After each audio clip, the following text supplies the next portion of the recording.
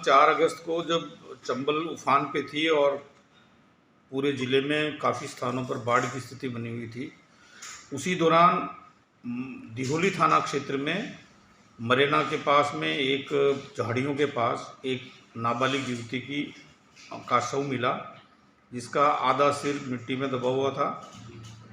उसका गला घोंट करके उसकी हत्या की गई थी। गले में एक रस्सी थी जिससे 8-10 गांठें लगी हुई थी।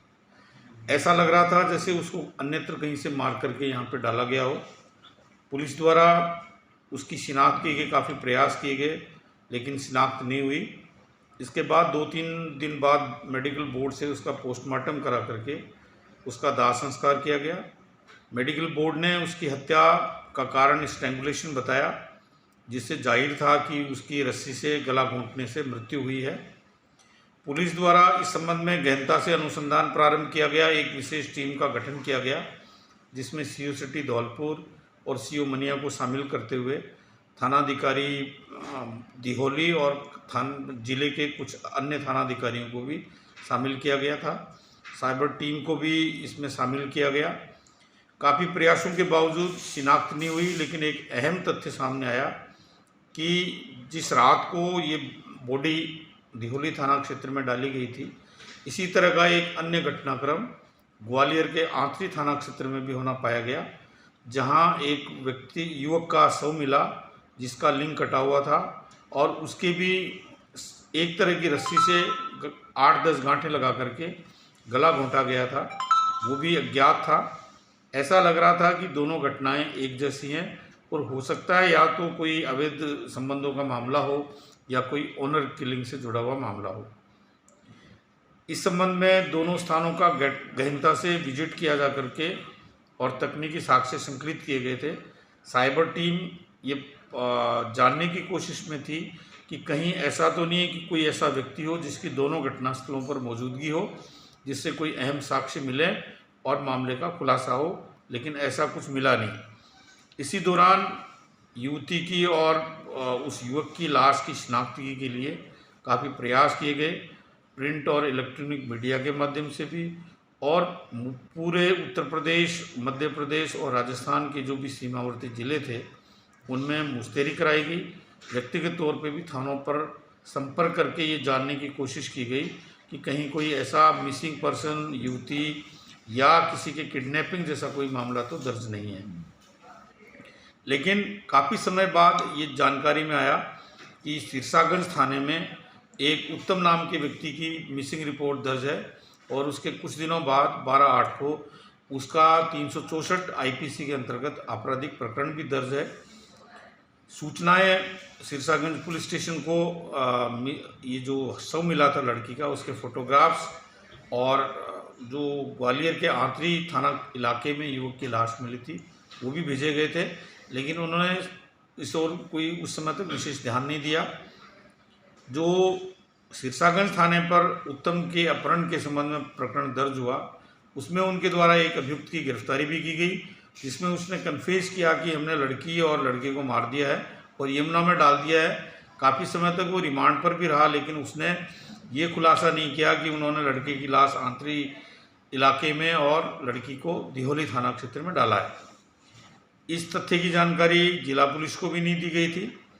कुछ दिनों बाद फिर एक अन्य अभियुक्त को गिरफ्तार किया गया और उससे भी काफ़ी दिनों तक प्रयास किया जा रहा था पूछताछ करके, लेकिन उसने भी कोई खुलासा नहीं किया। इसी दौरान जिला पुलिस उस मृतक युवती की पहचान में लगी हुई थी और एक बार पुनः सारी सूचनाएं संबंधित थानों को पुनः प्रेषित की गई। वो सूचनाएं जब सिरसागंज थाना अधिकारी को सामने आई तो उनको लगा कि जो मृतका और मृतक व्यक्ति है उसकी पहचान उन लोगों से मेल खाती है, उसकी फ़ोटो, और उन्होंने थाना दिहोली पर संपर्क करके इस पूरे घटनाक्रम की जानकारी ली गई। जब उनको जानकारी मिली तो उनको लगा कि ये संभव है कि युवती और जो युवक मिला है वो नेहा और उत्तम दोनों हों, इसलिए उन्होंने जो गिरफ्तारशुदा मुलजिम थे उसको लेकर के कल दिहोली थाने पर आए। जब उनको फ़ोटो दिखाया गया और पूरी जानकारी दी गई और गहनता से जब मुलजिम से पूछताछ हुई तो मुलजिम एकदम से ब्रेक हो गया और उसने पूरा घटनाक्रम स्वीकारा कि उनके साथ के लोगों ने मिलकर के जब ये लड़की और लड़का 31 जुलाई को घर से निकल गए थे तो ये दिल्ली चले गए। दिल्ली में जो लड़के का कोई दोस्त था उसने लड़की के पिता को ये जानकारी दी कि आपकी बेटी उत्तम के साथ में है। इसके बाद नेहा के परिजनों ने नेहा और उत्तम को ला करके और पिन्हाट के पास लेकर गए। उनको समझाया कि वो दोनों अलग अलग हो जाएं, अपने संबंध तोड़ लें एक दूसरे से, लेकिन जब वो नहीं माने तो उसको वहाँ से अपने साथ लेकर के और बोलेरो गाड़ी में भिंड ले आए।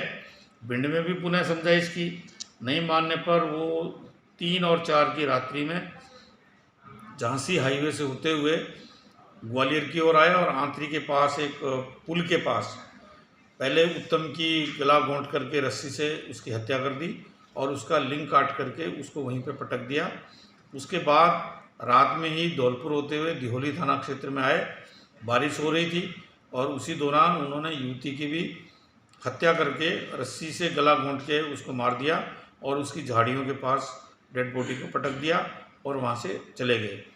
उनका ये प्लान था कि घटनास्थल सिरसागंज काफ़ी दूर है और एक लड़के का शव उन्होंने आंतरी में डाला और दूसरी लड़की का शव दिहोली थाना क्षेत्र में डाला। उन्होंने ये उम्मीद की थी कि कभी आपस में इन घटनाओं का कोई तारतम्य जुड़ेगा नहीं और ये सदैव के लिए ब्लाइंड केस होगा, लेकिन नियति ने अपना रंग दिखाया और ये ताने बाने जुड़ते गए और इस पूरे प्रकरण का जो एक ऑनर किलिंग का सनसनीखेज डबल मर्डर का हत्या मामला था, इसका खुलासा हुआ। और ये पहल धौलपुर पुलिस की रही कि उन्होंने जो ब्लाइंड केस था लड़की के मर्डर का, उसके खुलासे में जिस तरह के प्रयास किए उससे न केवल वो केस खुला बल्कि आंतरी में जो युवक का शव मिला था वो केस भी वर्कआउट हुआ और एक उत्तर प्रदेश राज्य से संबंधित ऑनर किलिंग के एक बड़े सनसनीखेज प्रकरण का खुलासा हुआ। सर कुल कितनी गिरफ्तारियां हो चुकी हैं, अभी कितने और आरोपी बाकी हैं? इसमें सिरसागंज पुलिस द्वारा अभी तक 2 लोगों को गिरफ्तार किया गया है और इसमें काफ़ी लोगों की अभी गिरफ्तारी शेष है।